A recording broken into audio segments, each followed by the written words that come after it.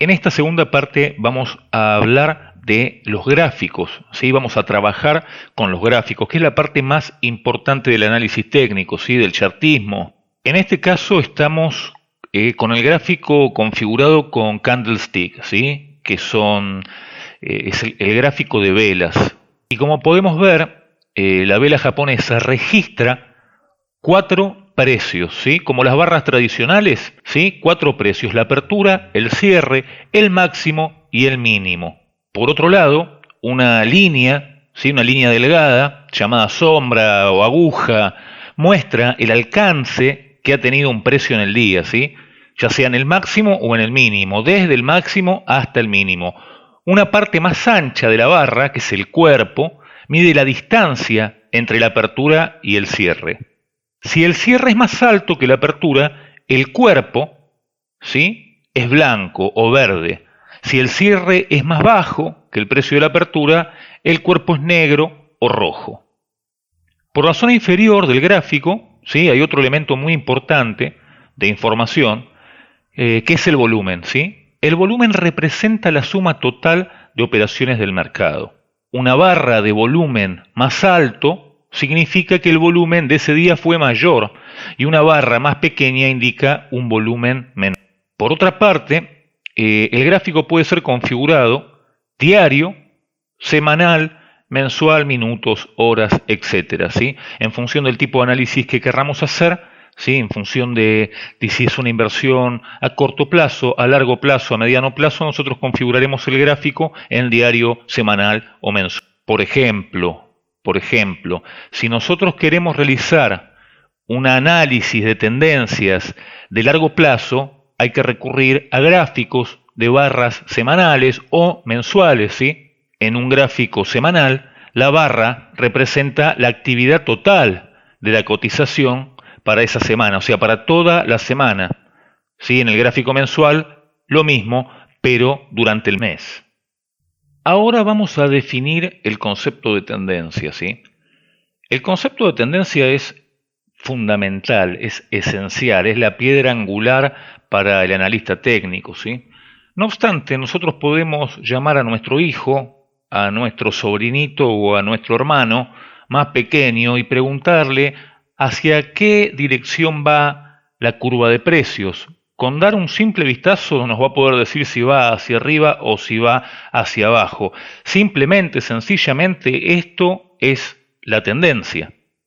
Todas las herramientas utilizadas por el chartismo tratan de descubrir, ¿sí? A través de apoyos, resistencias, patrones de precios, las medias móviles, las líneas, ¿sí? El único propósito es medir la tendencia del mercado, ¿sí? ¿Con qué objetivo? Con el objetivo de sumarnos, de acompañarla, de ser amigos de la tendencia, de participar en una tendencia alcista. Si nosotros nos damos cuenta que la tendencia principal va hacia arriba, podemos incorporarnos, ¿sí? a ese instrumento financiero.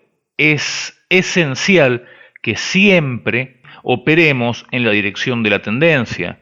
Nunca al revés, nunca hay que oponerse a la tendencia, ¿sí? La tendencia es nuestra amiga.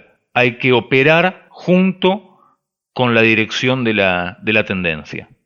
Los mercados, ¿sí? No suelen moverse en una dirección recta, ¿no es cierto? Los movimientos del mercado se caracterizan por una serie de idas y venidas, subidas y bajadas, zigzags, como quieran llamarlo, ¿sí? Es una ola sucesiva con picos y valles.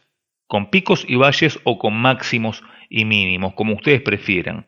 La dirección de estos máximos y mínimos, de estos picos y valles, constituyen, ¿sí? La tendencia del mercado. Entonces, si los máximos y los mínimos ascienden cada vez más, estamos en una tendencia alcista. Si ocurre lo contrario, si los máximos y los mínimos, es decir, los picos y los valles de la curva de acciones, desciende, estamos en una tendencia bajista. En cambio, si los picos y valles y los máximos y mínimos están horizontales, es decir, no se definen ni para arriba ni para abajo, no hay tendencia, estamos lateralizados en una tendencia lateral. Por otra parte, tenemos que reconocer en el gráfico que hay tres clasificaciones de tendencias. En realidad hay muchas más porque en cada tendencia hay tendencias más chicas dentro de esas, ¿no?, que la componen. Es decir, dentro de una tendencia a largo plazo, que puede ser la tendencia principal, hay tendencias intermedias o tendencias de corto plazo que componen a esta tendencia de largo, ¿se entiende? Entonces tenemos una tendencia principal, una tendencia de largo plazo, ¿sí?, una tendencia intermedia y una tendencia de corto plazo.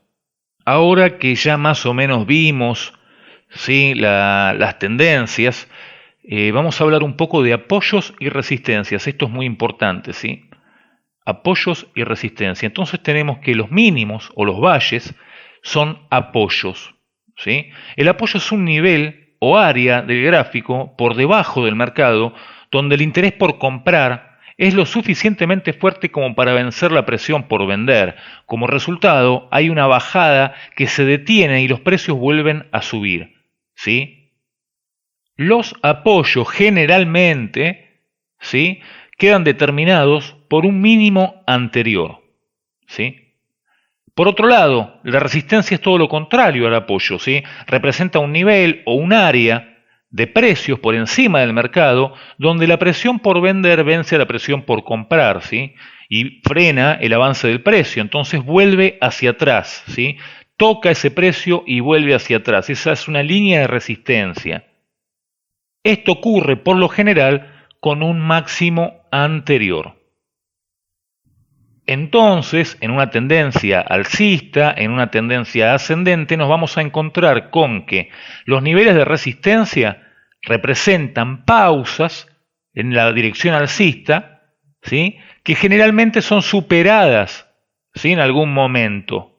Es decir, la curva de precios llega a su máximo anterior y lo rompe, lo penetra hacia arriba. Esto es una tendencia alcista, es una señal de tendencia alcista, pero clarísima. En una tendencia bajista ocurre lo mismo, pero a la inversa. El precio llega al soporte, pero lo quiebra, ¿sí? Penetra esa línea de soporte en una clara muestra, en una clara señal de tendencia bajista.